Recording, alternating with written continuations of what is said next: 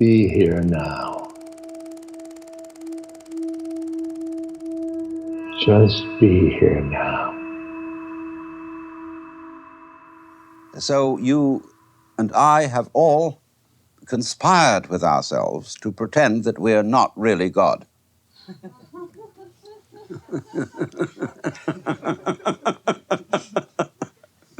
Of course we are, that's perfectly obvious. We are all apertures through which the universe is looking at itself. Only it is so arranged that we don't know that in exactly the same way as we don't look directly at our own eyes.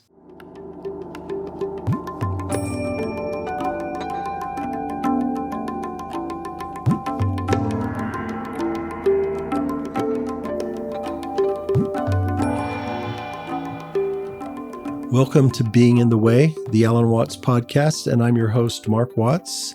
And today we're going to hear a talk that was recorded in 1972 on December 13th at the New College of Sausalito.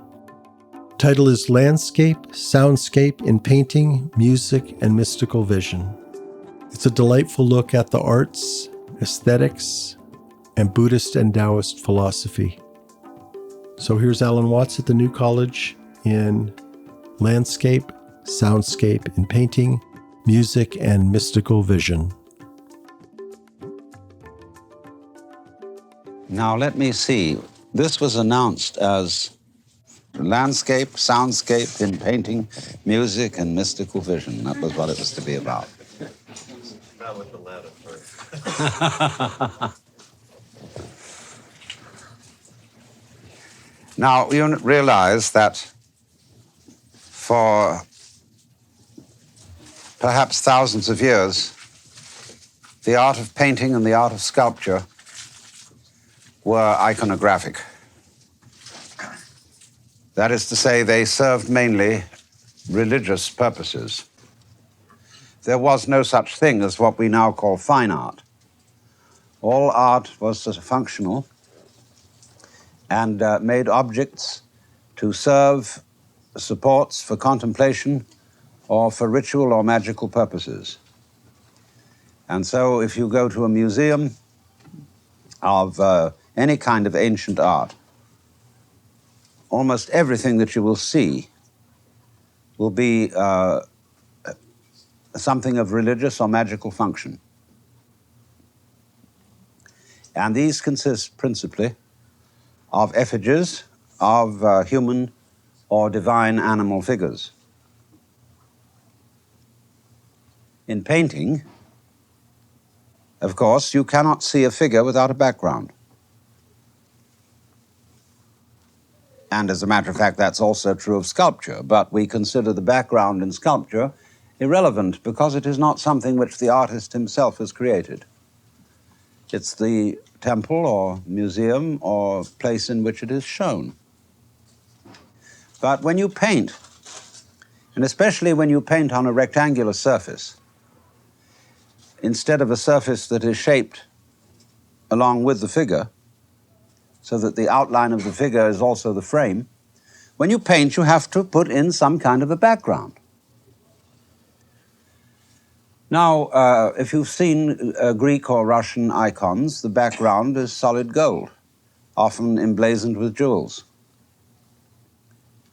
But as time went on, painters began to put landscape in the background because that's the way you see people. They must be against something. And in due course, Western painters began to be fascinated with the background. And they said to the figure, "Move over." And then there were landscapes. But of course, the people who looked at them and weren't used to this kind of thing said, "Well, that's not what I call a painting." But in time, they got used to it. So used to it that, in fact, in every national park, you will find a place called Inspiration Point, where there's a great view. Everybody wants a room with a view. And when all the tourists from Kansas and Iowa get there, they say, "Oh, it's just like a picture." There's a very mysterious thing is happening here. What was it that intrigued painters about mountains, trees, clouds, and rivers? Why did they feel they were beautiful? Why suddenly did they get this vision that these were things that were worth copying? Now, painters were falling in love with the non-symmetrical. Now, the human form, although wiggly, is more or less symmetrical. We look as if we'd been folded down the middle because we have an eye on either side, 2 ears. Some of us part our hair in the middle, and 2 arms, 2 legs, although we're not symmetrical inside. 2 testicles, 2 breasts, or whatever you may be equipped with, but you do look pretty symmetrical. But clouds don't. Then there's another thing. We worry about our behavior a great deal. And we talk about good behavior and bad behavior, sane behavior and crazy behavior, and artificial behavior and natural behavior. And we are into a big thing about this. But the painter doesn't worry about the behavior of clouds or of spraying water or rocks. It would be unimaginable to accuse a wave of making an aesthetic mistake. Nobody has ever, I think, in history, drawn an objection to a badly formed cloud. And only once in history was there a complaint about the stars. And this was a Frenchman in the 18th century who criticized the good Lord for not arranging the stars in fine geometrical patterns that would be edifying to the intellect, but had instead scattered them at random across the sky. That was the period when people were making formal gardens, were making tulips form 4s, and were clipping trees and hedges in a very formal topiary work, so that trees looked like birds and sundials and all sorts of things. And the garden was laid out in squares. And this is a very curious thing, because we still tend to do that to some extent. When you fly across the United States from San Francisco to New York, you encounter first a long stretch of mountain country where human beings must perforce accord with nature, except in some parts of Nevada and Utah. But by and large, all our roads are curly because they have to go along mountain valleys. There are curly rivers and wonderful washes, which, interestingly enough, are in the form of trees. The river and the tree are the same shape. It's really fascinating. I mean, they go different directions. The tree goes up and the river goes down. But actually, a tree flows up because there's a flow of sap, and the flow of liquid is the flow of life. If you study water flow, you get what is really basic to nature. There's a marvelous book about this by Theodor Schwenk, and it's called Sensitive Chaos, and it's published by the Rudolf Steiner House in London. And it is a series of photographs with commentary of the way in which water flows under all sorts of conditions. And then it goes on that to patterns of fire, which are essentially the same but flowing up. And then to patterns of the grain in wood, which are, as it were, a sculpture memorializing the flow of water. And then to patterns of bones, of muscle, and finally to human painting. Abstract painting, in particular, the painting of the arabesque and Celtic illumination, where everything is based on the patterns of the flow of water. Excuse me, how about the flow of blood? Blood is basically water, a little thicker. I mean, after all, you are 90% water. And that is really miraculous. When you're speaking of the life of the thing. Yes, Versus blood. but it's the water, it is the gravitational flow of water that is the life in us all. Energy is gravity, and that is the real meaning of E equals mc squared. So Lao Tzu, writing a little before 400 BC, pointed out that the course of nature, the Tao, is like water, in that although being extremely soft, it overcomes all hard things, and in being weak is extremely strong, and that it always seeks the lowest level which men abhor. And especially in our culture, to go with nature, to take the line of least resistance, is considered unmanly, weak-kneed, spineless, and altogether wrong. And we are all brought up to be energetic. That is to say, to use force. And anyone who isn't using force, say in school, is reported on by the teachers as lacking aggression and not being upstanding. This is really very weird. And I adjure you, in thinking about human affairs, always call common sense in question. It is the most creative path in philosophy. Take ideas which are commonly accepted and which seem to be incontrovertible and question them. Turn them backwards and see what would happen if they were thought about the other way. I give you an example. Everybody automatically assumes that the present is the result of the past. Turn it round and consider whether the past may not be the result of the present. Whether the past may not be streaming back from now, like the contrail of a plane. And then if you look at it that way, it all makes sense. Only you see that just as the tail doesn't wag the dog, the past doesn't cause the present, unless you insist that it does. And then, then that's your trip. But actually, the whole universe emerges from the present right now. It's all beginning now. We are present at this moment, at the beginning of creation. And the past is echoes going back, echoes in the corridors of your mind. And the past is in fact present. That is to say, in terms of monuments that survive now, in terms of memories that survive now, and so on, books, other records. Because you see, the universe is a vibration. Although it seems to us to be still, and something like a rock, like Mount Tamalpais, has been around for a long time, but we are not normally aware of the fact that Tamalpais is an extremely fast vibration.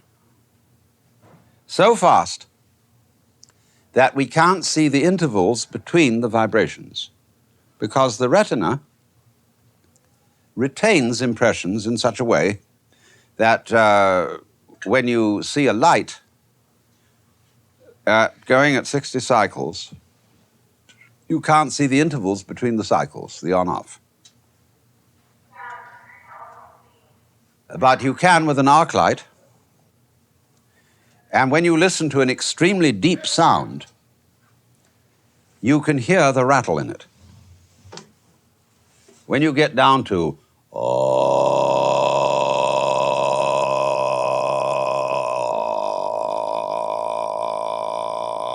you can hear the rattle. You can hear it going on and off, on and off, on and off. But if it goes very fast, you get up to you can't hear it.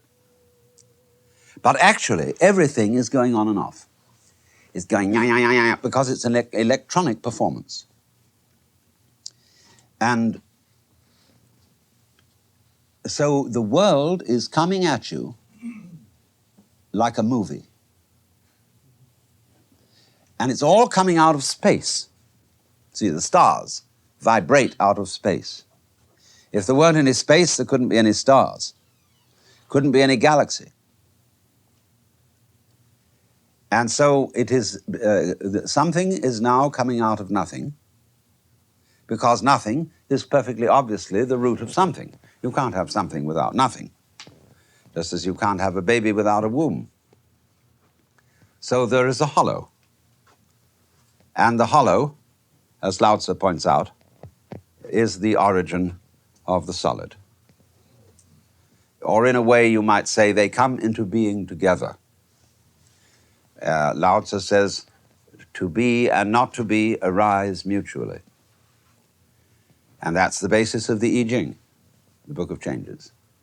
The Yang principle and the Yin principle create each other because they are likened to the south and north sides of a mountain. The south side in the sun, the north in the shade. And perfectly obviously, you can't have a mountain with one side only. Although human beings who do not perceive this principle are always trying to have the yang without the yin. They want the light without the dark, the good without the bad, the pleasurable without the painful, the something without the nothing, the life without the death. And this is, of course, profoundly illogical. So then, all this yang, yin, and yinning has, however, in it, pattern. And this pattern is revealed basically in the flow of water and how it behaves. And this is, I think, why artists copied it. Because in water it is shown that the Tao, or the course of nature, never makes an aesthetic mistake. The fellow, of course, who complained to God that the stars were badly arranged didn't have a correct view of the galaxy. We are in the galaxy, and close by, it does indeed look as if the stars were just randomly scattered. But if you go away to a tremendous distance, you will see that this galaxy is beautifully formed as a double helix. And we can see that with many other distant galaxies, although they have varying shapes. Lots of them are these magnificent double helixes. This pattern, as when you clasp your hands together, and you see that that is the same basic pattern as that of sexual intercourse. In other words, the one node is chasing the other, and they're going, in a spiral, chasing after each other. And the one node doesn't know itself, except in terms of the other one. And you would not be aware of the sensation of self unless at the same time you were aware of the sensation of something other. Now that's very interesting. If you can't have self without other, or yang without yin, or front without back, or the knowledge of voluntary action without the experience of what involuntarily happens, then it indicates that there's a conspiracy going on. In other words, these two are different, but esoterically and secretly the same. Only when you know that, you have a problem. This is why one could say that being enlightened, in the Buddhist sense of the word, is a sort of calamity. Because you found out the ruse which you were playing on yourself. You found out that the universe is a system which creeps up on itself and says, boo! And then laughs at itself for jumping. In other words, it is a self-surprising arrangement, so as to avoid the monotony and boredom of knowing everything in advance. So you and I have all conspired with ourselves to pretend that we are not really God.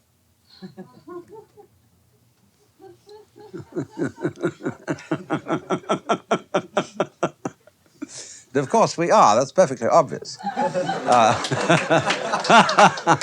We are all apertures through which the universe is looking at itself. Only it is so arranged that we don't know that in exactly the same way as we don't look directly at our own eyes. We don't hear our hearing, and so on. There's always a blind spot. Take your head, for example. It's marvelously invisible. You can't even see it in the form of a black blob in the middle of everything. It isn't black. It isn't even fuzzy. It's just plain not there from the standpoint of sight. And yet out of that emptiness you see, just as the stars shine out of the emptiness of space. All right, now, I want to go back to the watercourse character of the formations that emerge in space. They all wiggle, just as the roads wiggle until you get to Denver. But after Denver, where the country is flat, and the people likewise to some extent, everything goes straight. Everything is rectangles. Everything is Euclidean. Everything is straightened out, squared away.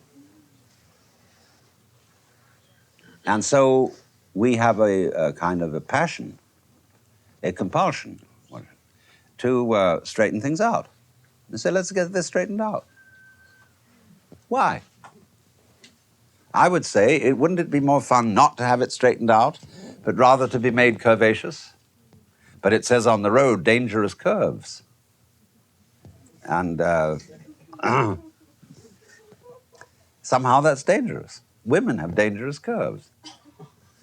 And for that reason, attractive.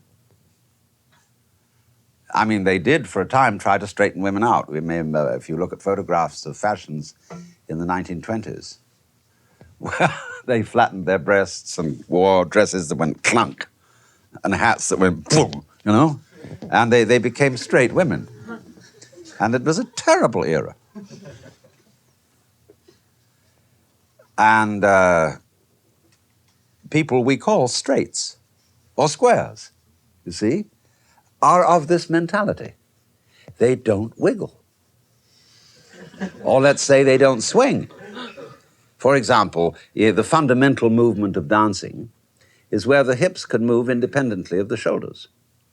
Say the shoulders remain still and the hips wiggle. Well, a lot of people think that's obscene and won't do it. Men in England wouldn't dream of making a motion like that because it would be improper. I mean, old boy, you've got to keep a stiff upper lip and do the jolly old thing, but don't behave like a hula dancer. But when you watch Hindu dancing, you see, their arms, too, are going in that rhythm, and they look as if they were in water, like water plants moving in a current. And lots of us think that that is extremely beautiful. Really wiggly human behavior. It still gets us back to water. It still gets us back to what it is that fascinates artists about landscape.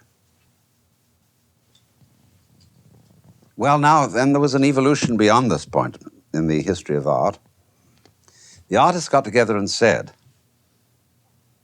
why do we have to copy what clouds and trees and water are doing? Why can't we do it ourselves? Why don't we create works of nature? And so they did. They experimented with people like Jackson Pollock in dripping paint on canvas and actually letting this watercourse thing happen without copying anything. Gordon Onslow Ford, who's a local painter, has been doing that for years. Only a slightly different technique, but essentially the same thing.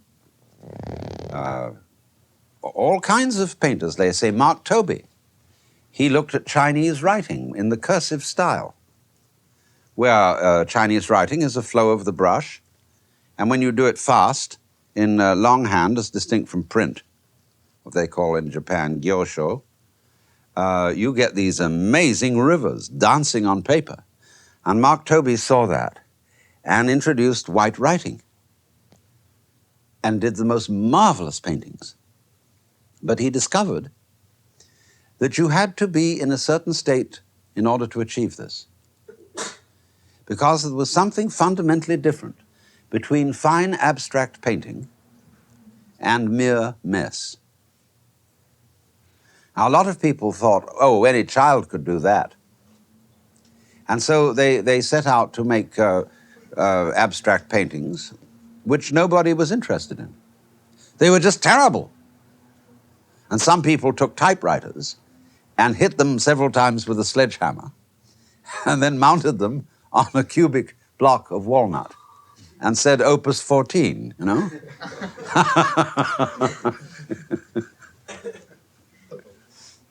And this is completely phony. But other people, for no explainable reason, nobody could possibly figure it out, but it was obvious that Mark Tobey was not a phony. But it's impossible to explain why. Just in the same way as it is impossible to explain why the patterns in water and clouds and mountains are beautiful. Now, you get courses in aesthetics where somebody takes a landscape and draws a lot of triangles all over it and says, you see, the reason why this is a good landscape is that it holds your eye in a certain pattern. And you go from here to here to here to here, and that's satisfactory. This is just geometry. This is absolute foolishness. Nobody knows and cannot possibly say why a mountain is beautiful. In art school, where they try to teach one to do beautiful things, they all eventually find it's perfectly unteachable. And if it were teachable, it would be terrible. Because thousands of Rembrandts and Leonardos and Picassos would be emerging from art school. And everybody would say, oh, it's his old hat. Why not, let's have something new. Or same way in music school. You can't teach music. What you can teach is how to play an instrument, how to read notations, and things, the technical things like that. But you cannot really teach what to do with the instrument, what notes to write. You can copy the old masters, but you're still just copying. When Bach wrote music, he really invented the laws of harmony. And everybody studies Bach to find out what the laws of harmony are. It's like language comes long before grammar. Eventually, grammarians, a child doesn't learn grammar before it learns English. The child picks up the language by ear. And then afterwards goes to school and is amazed and horrified to discover that this language has grammar. And lots of languages in the world, lots of peoples, didn't know they had grammar until anthropologists told them and discovered the rules of their so-called primitive languages. So the artist doesn't really know what constitutes beauty, and he doesn't know this for exactly the same reason that you and I cannot see our own heads and do not know how our brains work. Even the greatest neurologists don't know how the brain works, and they're the first people to admit it. They don't know how they manage to be conscious. They don't know how they make decisions. It just happens. In the same way as you can move your fingers without knowing any physiology. You just do it. So in the same way, the artist manages to create the beautiful. So therefore, one may suppose that when spontaneous painting has become really understood by the great masses, that people will walk down city streets and there will be a filthy old brick wall somewhere covered with scraps of torn-off posters and bird droppings and scratches. And they'll stop and look and say, oh, it's just like a picture.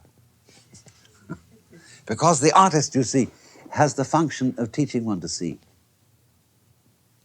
Now then, let's look at it in music. Western music we'll discuss first. We're not really going into the Orient yet. Was very formal. I mean, look at a Western concert. What a ritual it is. You know, all these ladies and gentlemen wearing black clothes, sitting in a great semicircle, and then the conductor arrives, and there's a tremendous hullabaloo, and bows and motions to the orchestra, then suddenly he was ready to go, see? And then this thing starts up. Well, first of all, it's on a regular beat. Say it's 4/4 time, 6/8 time, or whatever it may be. But it's all basically on a regular beat. And so to Oriental ears, it sounds like a military march, even if it be sentimental in melodic form. But everything is 1, 2, 1, 2, 3, and 4, over to the window and back to the door. See, it's all that. And very serious. You don't see orchestra members laughing at each other, as you do, say, in a Hindu orchestra. Very serious. They're up there, and they are doing the thing. That's what you're supposed to listen to. See? That's the object going on. And so, likewise, they want to suppress, in as far as possible, all other sounds. The audience must be silent. They don't want coughing, blowing noses, shuffling of feet, anything like that, because there is a thing to listen to. And so in the same way, in radio studios and television studios, what lengths they go to pretend that they're not on the radio, not in the television studio, is fantastic. You're covered with soundproof walls, and somebody looks at a clock, and it's like countdown for a rocket going off, and says, stand by. Everybody has to be silent. And then he points at the main speaker. Go.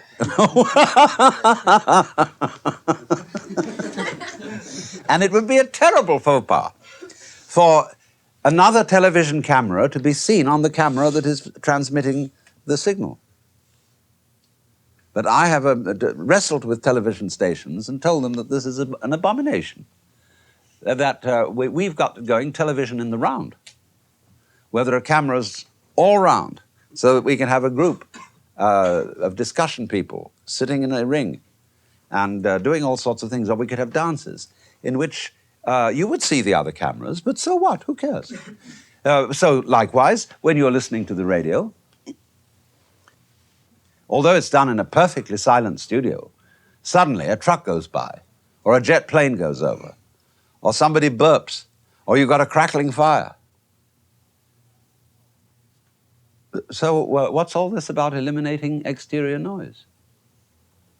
Incidentally, if you've got any old records that have scratches on them and they make funny noises, just put them on and imagine that you're sitting in front of a fireplace.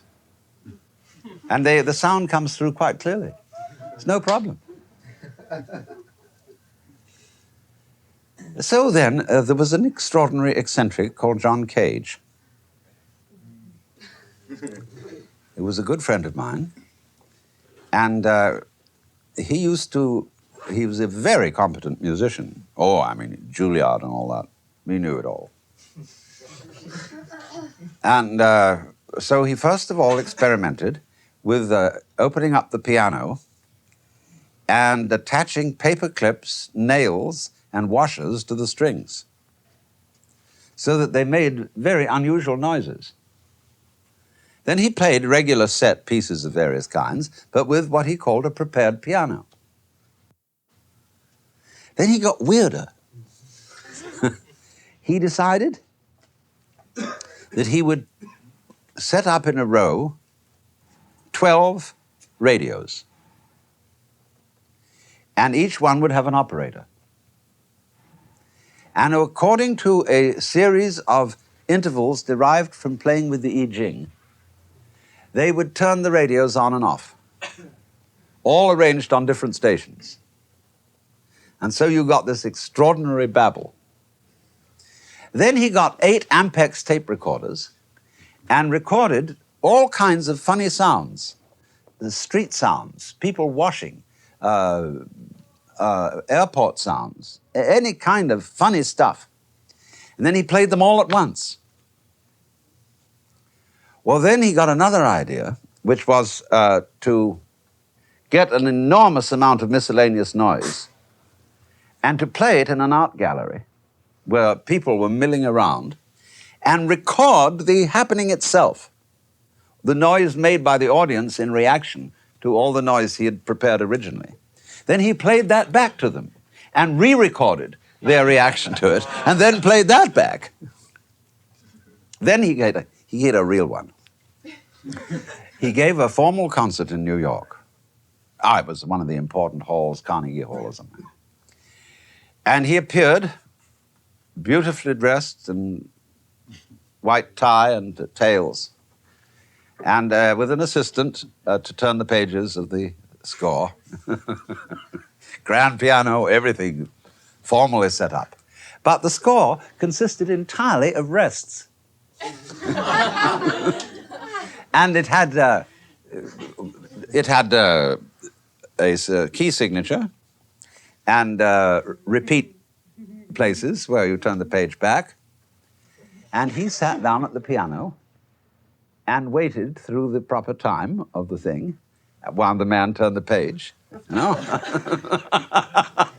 And the audience began to titter and shuffle and cough and sneeze. The point of the performance was, however, for the audience to listen to itself. He didn't explain this. But the word got around that that was the idea. Now, you see what he was doing? He was drawing attention to soundscape. Just as landscape is the natural background of people and buildings and so on, so the background of music is soundscape, which is what I would call the susurrus of sound going on all over the place. Well, now, there's a certain importance to all this. And to understand it, we have to go to Chinese philosophy. The Chinese developed landscape long before we did.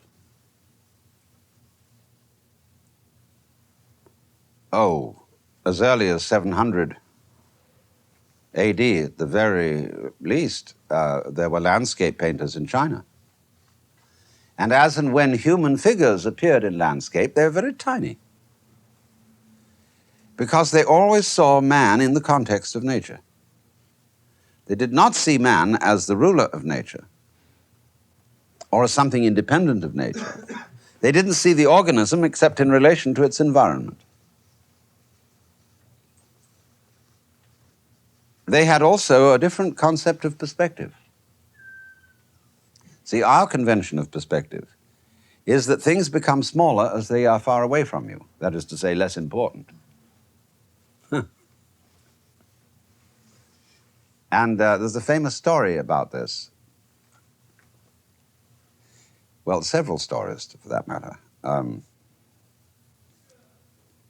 lot of people, when we show them a perspective drawing, who don't belong to our culture, they just don't comprehend it at all. But they say the tree there in the distance is not that small in relation to something in the foreground. They just don't see it. And once when a GI was visiting Picasso during the liberation of France, he said he could not understand his paintings. Why does you paint a person looking from the side and from the front at the same time? And Picasso said, do you have a girlfriend? He said, yes. Have you got a picture with you? He said, yes. He pulled out his wallet and showed a photograph of his girlfriend. And Picasso looked at it in astonishment and said, is she so small?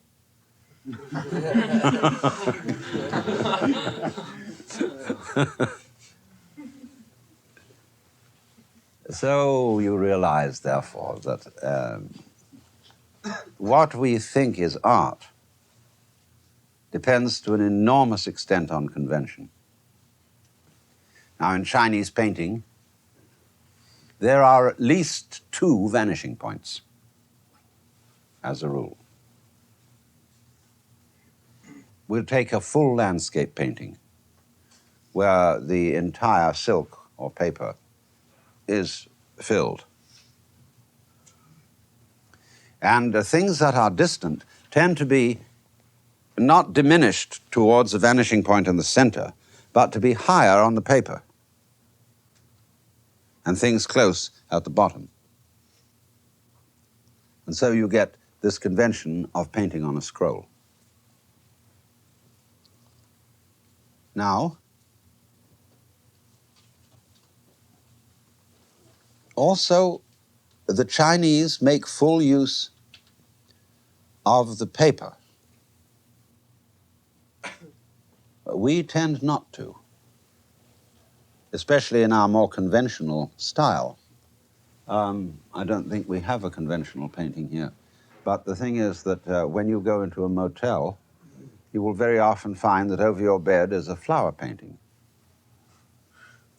And it will be a bunch of flowers smack in the middle of a white sheet. Now, this is very curious, because that renders the background null. It turns it into mere background. But a Chinese painter would never do that. If he drew a spray of bamboos on a rectangular surface, he would put them right over to one side. And then he would vitalize the empty space, because it would appear to you to be water or mist, not paper. He might bring that out with a few hints, just a single line, thin line indicating a wavelet, a ripple. Then at once that whole blank area is alive.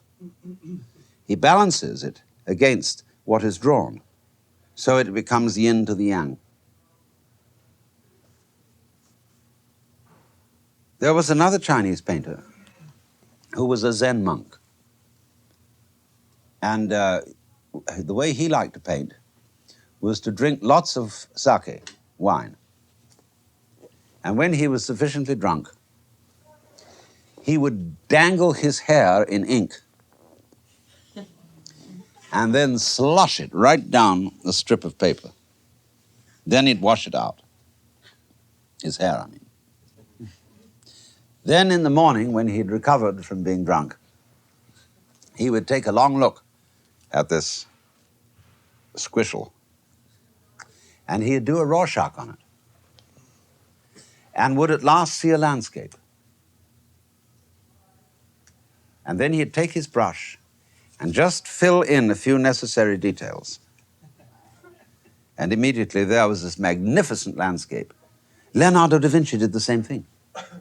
He'd look at dirty old walls and watch them until his eidetic vision brought out an extremely vivid picture. And then all you'd have to do was to fill in the details. Like you do when you wake up in the morning sometimes, you have eidetic vision, and you're sleeping in a room where the walls are made of knotty pine, and you suddenly begin to see faces or beautiful nudes or something or other in the pattern of the wooden grain, and you bring it up.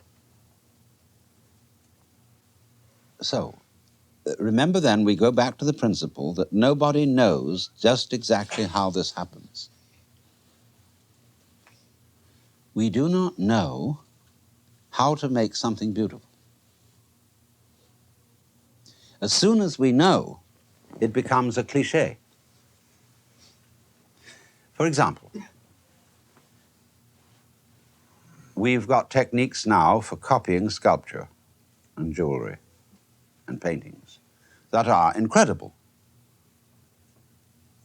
And you can go to Brentano's or certain department stores and you can buy the most astonishing reproductions of the greatest statuary in the world. But there's something wrong with it.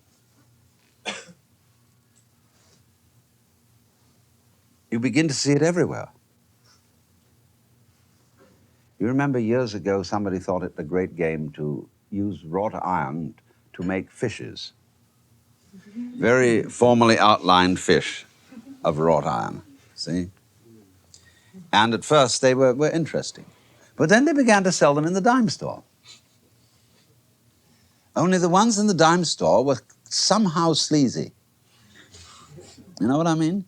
It's like the glaze on mugs that they sell at the supermarket. You know the difference between a mug made by a fine potter and those with the lead glaze on that they sell you in the supermarket. Something absolutely horrible about them, even though they've allowed the glaze to run and so on, and done what are supposed to be good aesthetic tricks. They just don't come off. And a lot of people are like that. You know, what we call plastic people. But then what is that makes a plastic person? The answer is that anything that that person says or does is going to be very highly predictable. No surprise. So it is the element of surprise somewhere, somehow, of not knowing how it's done, that is essential to beauty. All right then. If that is the case, we have to be very careful how we handle nature and ourselves. Because, you see, we are in a passionate state of wishing to predict it all, to make it, as they say, foolproof.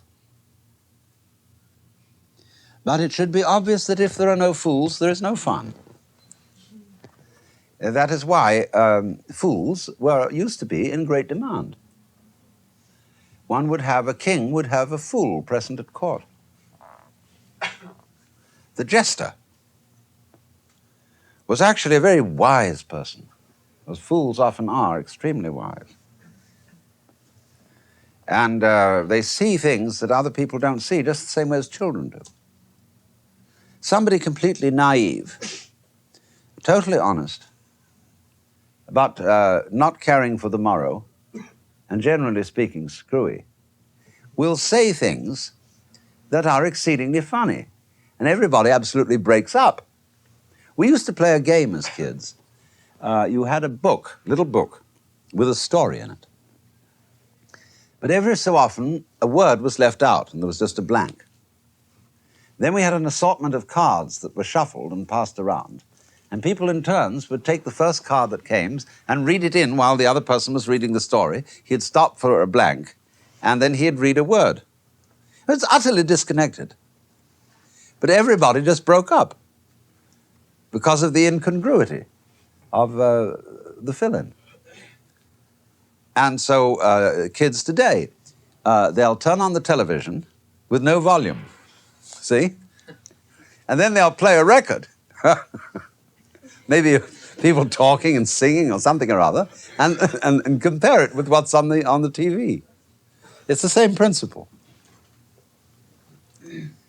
Recently, I had to visit someone who was insane and couldn't talk English anymore. This is talking nonsense. And I spent an hour with her, having an extremely sociable, pleasant conversation in which I simply talked nonsense back to her. And she was quite happy. But you see, or people don't ordinarily like to do that. They're trying to correct the person in the state of insanity and see if they can't push them back into talking proper English. There's no need to do this. But what does music mean? Now, we get together and make music, but it has no meaning except itself. Music is beautiful, like a flower, like a fern, like a cloud. And we like to look at it, just the same way as we like to look at a landscape. And so if you can listen to music, you can listen to soundscape, you can listen to just anything, and dig it. Now, this is enormous fun, but it's not generally recognized. If you just close your eyes and listen to all the sound that's going on, and you stop naming it, see, you don't call it anything, you don't identify it, but you just listen to this buzz. It's fantastic. And you also make certain discoveries.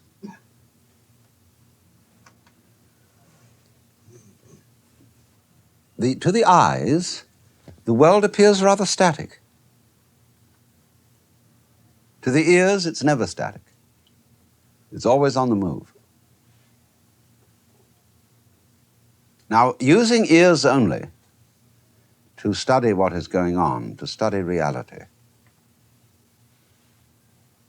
is a very, very fascinating enterprise. There's a book about it, which is called Sound and Symbol,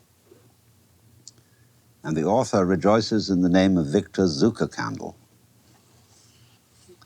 published by Princeton University, and Sound and Symbol, where he uses music as a method of inquiry into the nature of the physical world. And it is an extremely interesting book, but he doesn't bring up the point which I'm going to make, which is that if you listen to the world, you will discover that there is no past and no future. They are absolutely inaudible. The past pop of a champagne cork is certainly not audible, nor is the future sound of the San Francisco earthquake.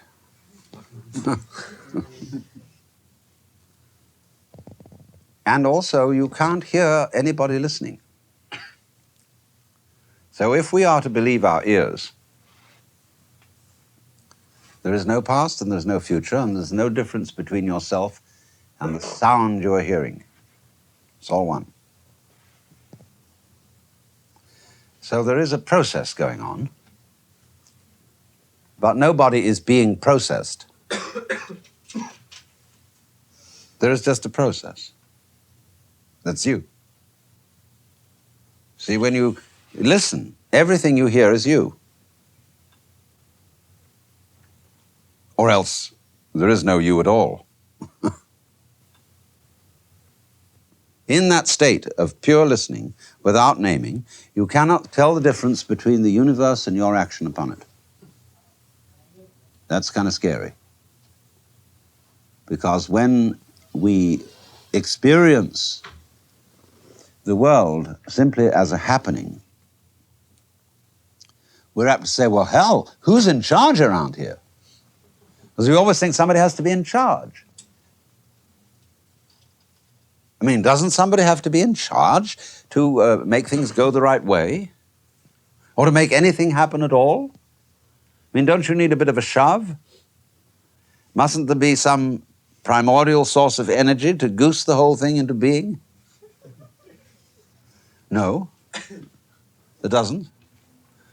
All that is a military image of nature, where somebody's in command, based on the idea of a king, a general, commander-in-chief, who gives the orders and makes the original shove. Like, say, when you have a row of dominoes all standing up on end. Somebody flips the first domino and they go kata, kata, kata, kata, kata, kata, all the way down, and then you have cause and effect. See? That's not the way nature works. But it's an image, it's a model, in terms of which we have been accustomed to think about nature. So that God, as conceived in the West, is the big boss, who is in charge, who orders all things. And then they got rid of God, you know, around the 18th century. And people stopped believing in God, although they continue to think they ought to believe in God, but they don't really. So they got rid of the commander-in-chief and were left with the mechanical consequence of the commander-in-chief's operations. And so the universe was looked upon as a mechanism. And we talked of the mechanisms of nature and the mechanisms of the mind. And so now we all tend to regard ourselves and each other as machinery. And we want to make that machinery as predictable as possible. Because if you were a perfect psychologist, you see, you would always know what a person was going to do next. You would always know what was wrong with them when they were neurotic or psychotic, and you would be a mechanic, and you would just go in there with your wrenches and screwdrivers and straighten it out. And there would be no surprises left. So there would be no fools. There would be no crazy people. And you see, in this industrial society, we're terrified of crazy people. You can't have a crazy people driving automobiles. And you know that it's gone so far that whether you are or are not in a fit condition to drive an automobile is just about the definition of sanity. Well, now most people are not really fit to drive an automobile, especially people who are angry or depressed, whose mind is not on the job because they're furious at their wives or in terror of their bosses, and just aren't thinking about anything except that, and they're going down the road. They're worse than drunks. You can't drive an automobile while profoundly in love with the girl sitting next to you. You're thinking about her. Her vibes are coming right across you. You know, you can't read poetry and drive an automobile at the same time. And what is this tyranny that's over us all? That we all have to be in a fit condition to go roaring down freeways in a death-dealing instrument. What's good for General Motors is good for America. So this industrial civilization is terribly tidy because it's so dangerous. If you're going to work on a production line, you know, this thing is going whizzing along. Well, you can't be foolish. Another thing about the freeway is that you must be going somewhere. You can't be purposeless on the freeway. You can't wander. You can't even wander in the suburbs. Because if you go out on foot and start wandering, the police car will come and say, "Where are you going?" And if you're not going anywhere, well, you're obviously suspicious. So you have to be walking a dog or jogging or doing something important. Otherwise, you're a deeply suspicious character. So, the passion to control everything, to predict everything, to square everything off, is destructive of life.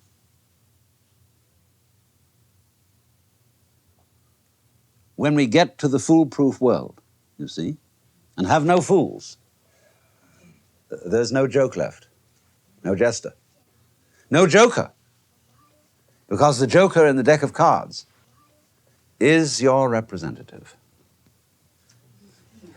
It's the wild man who can play any other card. So the more predictable you are, the less you are of a joker. When everybody knows what you're going to do, you're an ace, 2, 3, 4, 5, 6, 7, 8, 9, 10, or a knave, maybe a queen or a king, but not the joker. The joker corresponds to the man whom in Hindu society would be called the Jivan Mukta, the one liberated, a sannyasin, a holy man. He's a joker. And when you meet real holy men, you cannot figure them out. They might do anything. They are often shocking people because they do things that holy men are not supposed to do.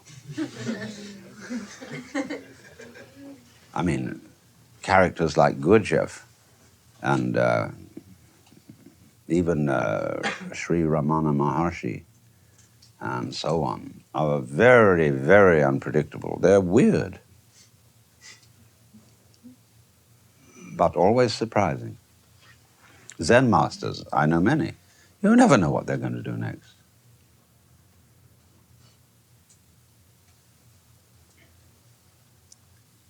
Now, be careful, though. One warning.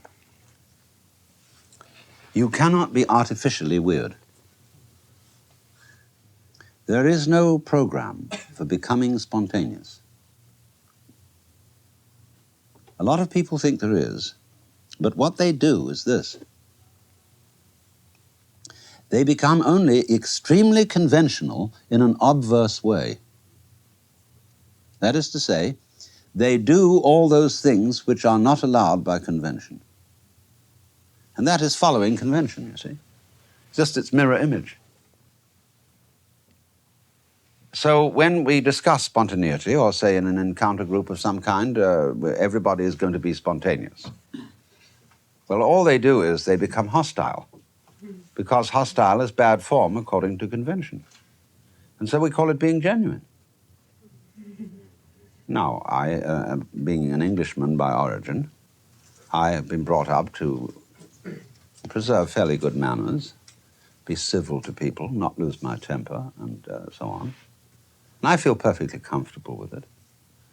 I don't have to flout those standards in order to feel real. But a lot of people tell me I'm not really there. We want to see the real you. Are you in touch with your real feelings, they'll say. And, well, of course I'm in touch with my real feelings. And I know that sometimes I'm furious, but I don't have to blow up at people. It's not necessary. Because one gets one's results much better by not blowing up, by being subtle. But beware of the phony spontaneity of merely going against what is conventional, because that is not the watercourse way. That is not the line of least resistance. And you have to be very sensitive to discover what that line is, to be able to flow. This podcast was produced in conjunction with the Ram Dass Be Here Now podcast network and was made possible by a grant from the Rizzuto Foundation. Our theme music is by Zakir Hussain from The Rhythm Experience. And for further information on the recordings of Alan Watts, please visit alanwatts.org. Again, that's alanwatts.org. And thank you for listening today.